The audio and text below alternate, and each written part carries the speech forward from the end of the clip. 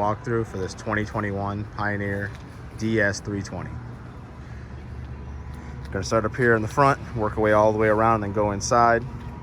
So first thing you see here is you do have the control for the front stabilizer jack. Again, these are just stabilizer jacks. Make sure you just use them to snug up to the ground, not to try to level the unit.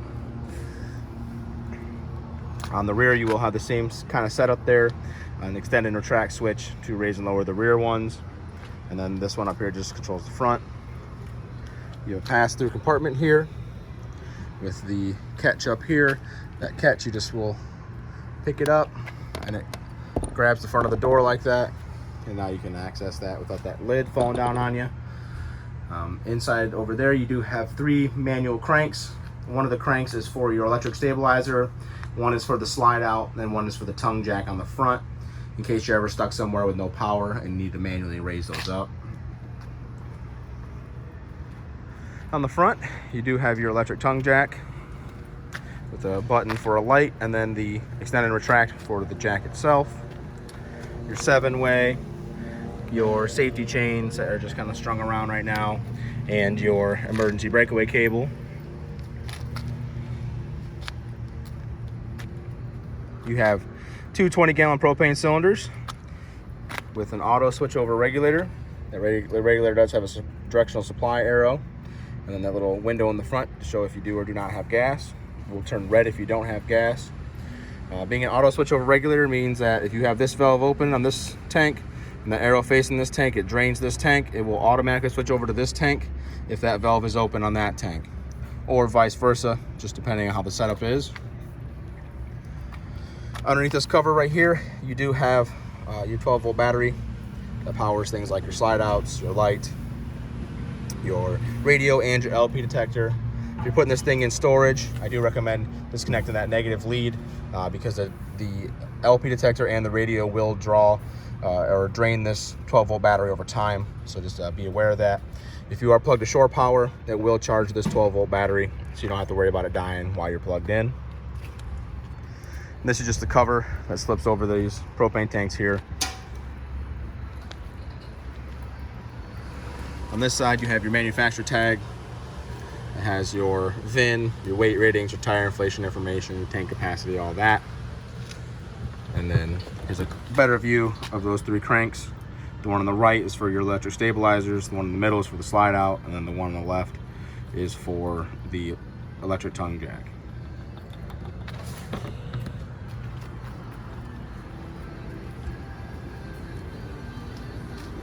So there are 2 different sewage outlets on this. One in front and one behind the axles. This one up here in the front is for your gray tank. If you see, there's a valve on that. You open that valve to dump that once that sewage hose is connected there.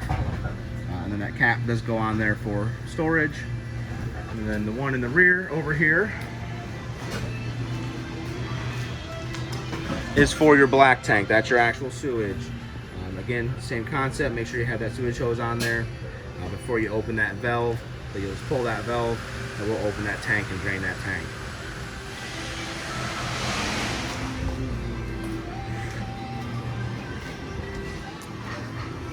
This is a 50 amp short cord. It does have the 50 amp receptacle here. Then it has this little retaining ring that you can lock on there. That way you don't accidentally pull this thing out of here while it is hooked up. You have an exterior shower. Your shower head do have hot and cold water. Obviously that water heater will have to be on before you have hot water out here. So there's 2 ways to put water in this unit. You can either, the first one here is the city water connection. Take a clean drinking water hose. You will twist it on there. And then that will pressurize all your lines on the inside and fill your water heater. That way you can use all your faucets like you would in your home. And then the other one is the fresh tank fill, but I'll show you that when we get to it on the other side. The bumper end caps do pull out of there. It's a good place to store your sewage hose. You do have this fold down travel rack right here, which is pretty nice. It supports up to 200 pounds. To put it in the down position, right now it's in the upright position. Put it in the down position, you'll just pull the cotter key out of each one of these pins, one on each side. Pull that out. Then you see these holes right here. When this comes down, this hole will line up with these. You'll put this cotter or this pin back in the front, put the cotter key back in it, and now it's locked in that down position. That way you can store stuff on it. Again, it's only rated for about 200 pounds, so just keep that in mind.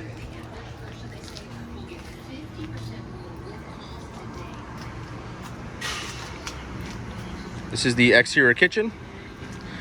You do have this 120 volt mini refrigerator out here. You do have to be plugged in for this to start getting cold. Just keep that in mind, so you don't want to store any food in here while you're traveling. With some different storage, some lighting. You do have a GFI protected 110 outlet, as well as another over here for the refrigerator. Then you have that rear control switch for the rear stabilizers. If you see inside this hole here, you see that nut way in the back. That's how you manually crank that rear slide in. And then there's one all the way up in the front, underneath the front steps. Same kind of thing for that. So you have two different style stairs on this. The steps here in the back just pull out and then fold one more time, and now you can get in those. Just reverse that procedure to close them back up.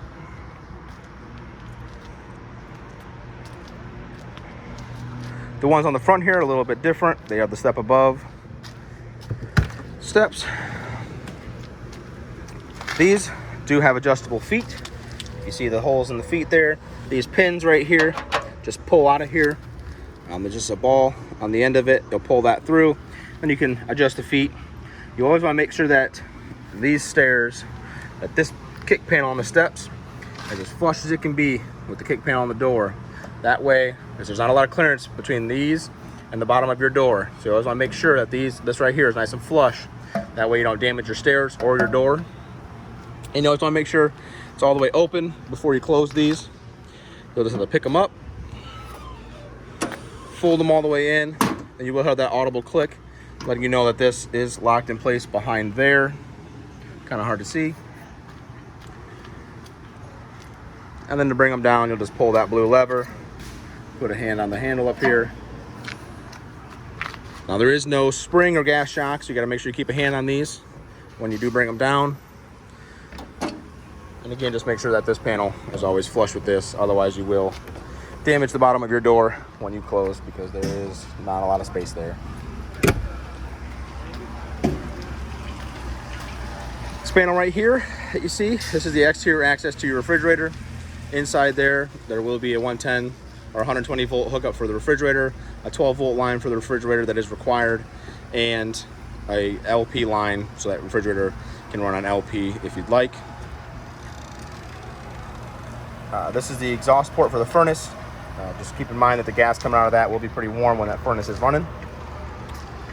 This is the exterior access to your water heater. You open this little travel latch. There's a hinge door, so you can kind of let it hang. You do have some different instructions on here in case you want to look into how to use this thing a little bit deeper. But in order to operate this on either gas or electric, there's a switch on the inside. There's no pilot that you have to light or anything like that. It will light itself. The only thing you have to do here is you'll take this drain plug. You see right here, goes in that port right there. Just make sure that is snug in there so you can start filling this thing with water. When it comes time to remove that drain plug, you're going to want to pull this pressure relief valve here to relieve the pressure in the tank so you can safely remove that valve, or that drain plug, I'm sorry. You always want to make sure you have water in this thing before you turn it on. So make sure you hook water to the unit and have that drain plug in there before you go turning this thing on. So this right here is your fresh water fill, your fresh tank fill. So inside here, you would insert that same clean water hose you would to use for city water. But here, it'll actually store water in that onboard tank. Then you can turn your water pump on the inside, which will pressurize your lines, fill your water heater, and allow you to use your faucets. The thing you see right below it is a black tank flush. Similar hookup to the city water connection, but this, when you have that black tank valve opened over there and you're dumping your sewage, I recommend taking that same hose you'd use to fill this, or sometimes dump stations will offer another style hose you can hook to right here. And what that will do is that will dump fresh, clean water into that black tank, kind of help flush it out and flush your sewage hose out, which makes sure everything's clean. The cleaner it can be, the less likely you are to develop any kind of odors. Underneath this cover is a 110 GFI protected outlet, or 120 volt, I'm sorry. Right below that, you have 2 different PEX signs hanging. Those are your low point drains, the red and the blue there. Those are for winterization. And then the other longer one is your fresh tank drain.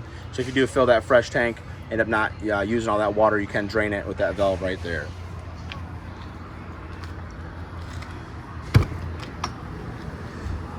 So on the screen door here, it does catch underneath this little tab right there, which will hold the screen door to the main door here. And the red handle is for the deadbolt. If you'd like to lock the actual handle, you'll have to do that on the outside with the key.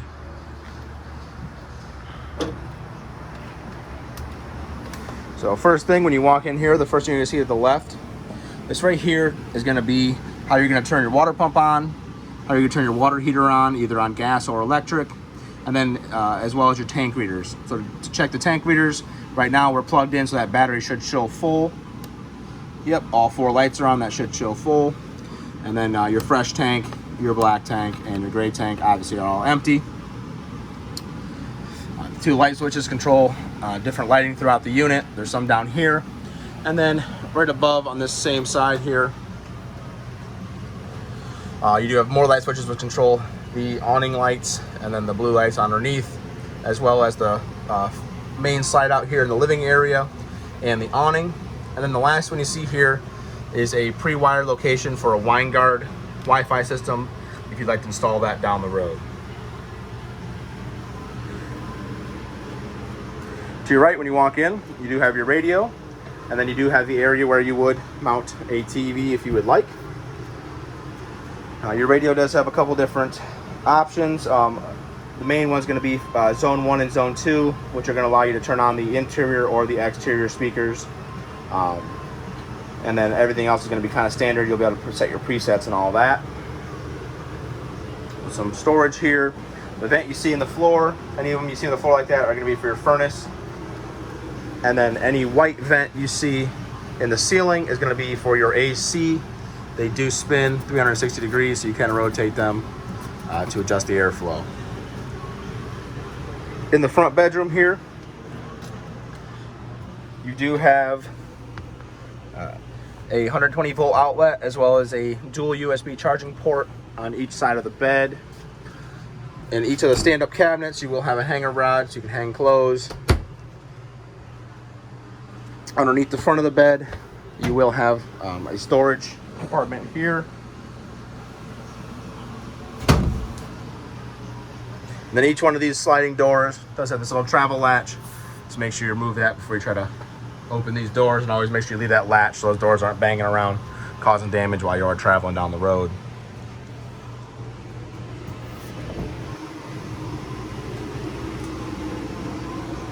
You do have an emergency exit window here on the other side. To operate this, you'll pull that red tab that would pull the whole screen out. And then you come over here, you'll fold this red arm into the out position, and then you'll just push. A little tricky since it's brand new. But you'll push that, and in the event of emergency, you'd push it all the way out. It is a hinged window, so you don't have to worry about that glass falling down or anything like that. It does have this little notch on the bottom that you can leave the window in the open position in case you'd like a nice cross breeze in here, in case it's nice out. Just make sure that's always back in that travel latch there. That way it doesn't come open while you're traveling. Your couch folds down to a sleeping area. You'll pick the front of it up, pull it towards you. We'll allow it to fold down and then reverse that process to put it back up. The dinette folds into a sleeping area as well. The table is just held up by these legs that just push into the cups on each side. So you'll just pull this table up, remove the legs, and then the table itself comes back down and rests on these blocks that you see here, and then you can just rearrange the cushions. Actually, there's some spare cushions in the back bedroom there that go over this here.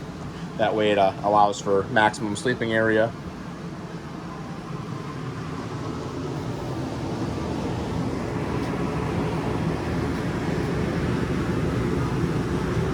So this little black box you see right here, that's your LP and carbon monoxide detector that will drain that 12-volt battery, because it will detect at all times while that 12-volt battery is charged. If you hear this thing beeping intermittently really slow, it's notifying you that that 12-volt battery in the front has low voltage. If you hear it rapidly beeping, you have an emergency, so please pay attention to that. But if you do hear this thing beeping after it's been sitting for some time, it's probably a low voltage in that front battery. Your cooktop here has this glass cover that just folds up and then folds all the way back into a splash shield. It does have the electric spark igniter here, so you'll just be able to turn to the light position, hit that spark igniter, which will ignite the gas for each burner there. It does not work for the oven, so to light the oven you have to turn it to the pilot position on the knob. It's kind of hard to see in the video, but you can see it say pilot there, and you'll reach down here with like a barbecue lighter and light that pilot way in the back. If you turn this all the way to the off position, once that pilot is lit, it will extinguish that pilot, so you don't have to manually extinguish that pilot. If you just make sure that this knob is in the all the way off position, it will extinguish that pilot.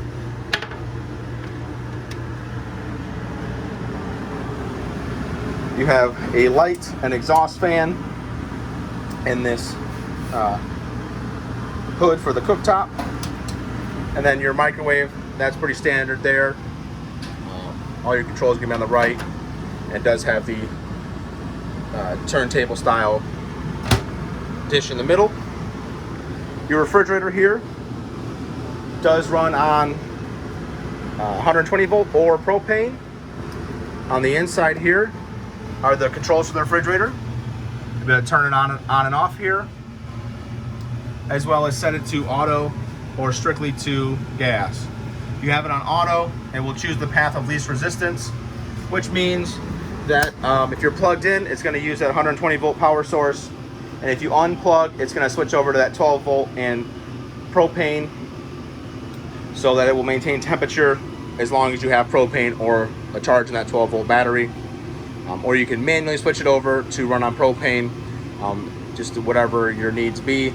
But you can have it on propane, so that when you're going down the road, it will maintain temperature, so that way if you're camping somewhere far away, you can store food in here after it has reached temperature. Being an RV refrigerator, they do take about 8 to 12 hours to fully reach temperature, so just be aware of that. If you can, try to get a jump on this and get this cooling down before you take off for your camping trip.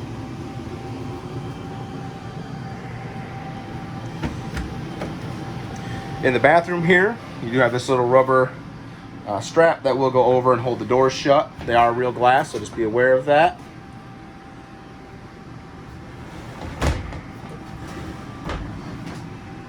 And then you have storage behind the vanity mirror, and then a foot pedal to flush the toilet, as well as an exhaust fan up here with a manual switch, also controlled by the switch over here, and then you just have to manually crank that lid either up or down on that vent.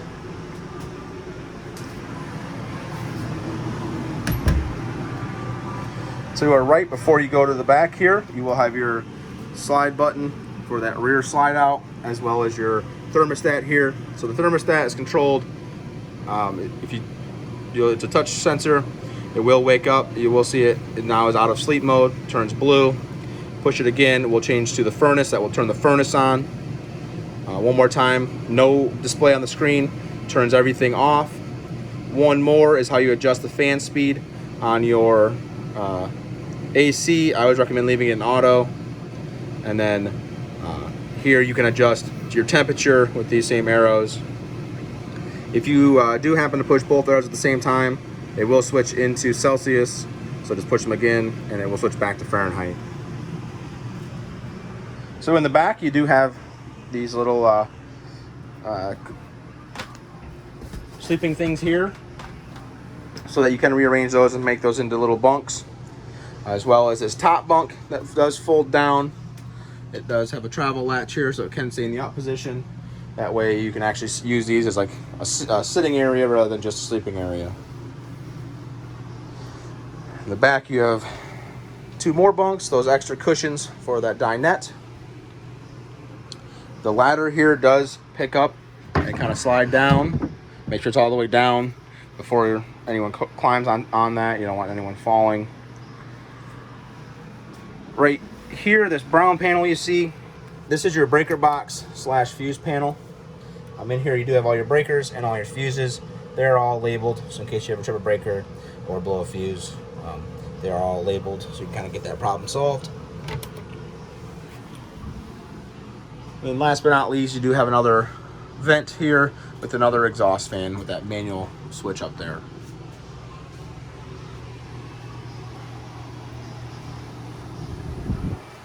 All right, that will complete the walkthrough on this 2021 Heartland Pioneer.